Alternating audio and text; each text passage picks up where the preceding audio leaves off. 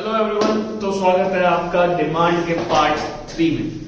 अब हम पढ़ने जाएंगे movement along the demand curve and shift in the demand curve. What does it means? Movement along the demand curve, when quantity demanded of a commodity changes due to change in its price keeping other factors constant, it is known as change in quantity demand. मतलब अगर हम other factors को constant रखते हैं, अब sir other factors क्या?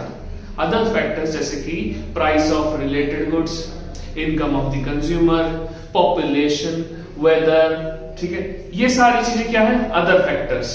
इन factors को हमने क्या रख दिया? कांस्टेंट रख दिया, ठीक है। सिर्फ प्राइस के चेंज होने से अगर क्वांटिटी डिमांड में चेंज आता है तो वहां पर क्या सिचुएशन आएगी? Movement along the demand curve. दो चेंजेस, या तो एक्सपेंशन इन डिमांड या कॉन्ट्रैक्शन इन डिमांड। और इसको डीप में समझिए। मान लीजिए पहले आपकी प्राइस है P और इस प्राइस के ऊपर आपकी क्वांटिटी क्या है? Q। मतलब अगर प्राइस P रहेगी तो आप Q कमोडिटी डिमांड कर रहे हैं, ठीक है। मैं अगर प्राइस कम कर दूं, P से कहां आ जाऊं? P1 पे, तो डिमांड क्या हो जाएगी? बढ़ जाएगी, ठीक है। अब A से B पॉइंट पे जाने को, इसको बोलते हैं एक्सपेंशन इन डिमांड। मतलब प्राइस के कम होने से अगर डिमांड बढ़ती है तो डाउनवर्ड मूवमेंट होता है और इस डाउनवर्ड मूवमेंट को बोलते हैं एक्सपेंशन इन डिमांड। अब सर कॉन्ट्रैक्शन इन डिमांड क्या होगा? यहां पे क्या होगा? प्राइस के बढ़ने से डिमांड कम हुई, ठीक है। प्राइस बढ़ी और डिमांड क्या हुई? कम हुई, ठीक है। इसको बोलते हैं कॉन्ट्रैक्शन इन डिमांड। यानी कि शिफ्ट कैसा आएगा? Upward movement. चेंज कैसा आएगा? अपवर्ड मूवमेंट, ठीक है। तो upward movement contraction in demand, downward movement expansion in demand. Expansion और कॉन्ट्रैक्शन होता क्या है? अगर प्राइस कम होगी तो डिमांड बढ़ेगी, अगर प्राइस बढ़ेगी तो डिमांड कम होगी।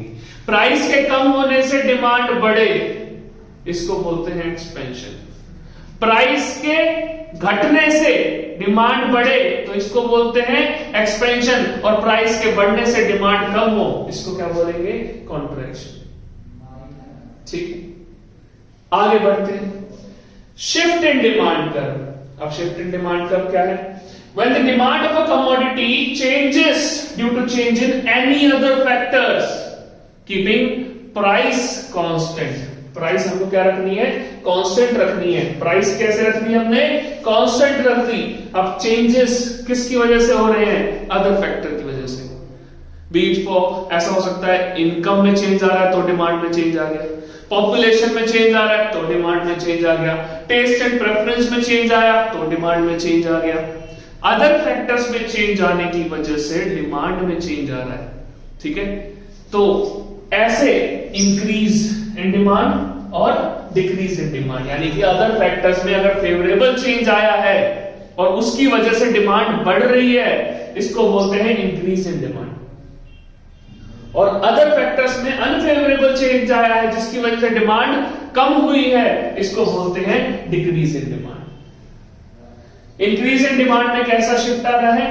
Rightward shift. और डिक्रीज इन डिमांड में लेफ्टवर्ड शिफ्ट, ठीक है। सिर्फ इतना सा डिफरेंस है, यहां पे हमने अदर फैक्टर्स कांस्टेंट रखे थे, यहां पे हमने प्राइस कांस्टेंट रख दी। यहां पे प्राइस की वजह से डिमांड इंक्रीज हुई तो एक्सपेंशन हो गया, प्राइस की वजह से डिमांड डिक्रीज हुई तो कॉन्ट्रैक्शन हो गया। यहां पे अदर फैक्टर्स की वजह से डिमांड इंक्रीज हुई तो increase in demand, other factor की वजह से डिमांड डिक्रीज हुई तो डिक्रीज इन डिमांड। यहां पे आगे बढ़े तो डाउनवर्ड मूवमेंट और पीछे गए तो अपवर्ड मूवमेंट, और यहां पर आगे बढ़े तो राइटवर्ड शिफ्ट और पीछे गए तो लेफ्टवर्ड शिफ्ट।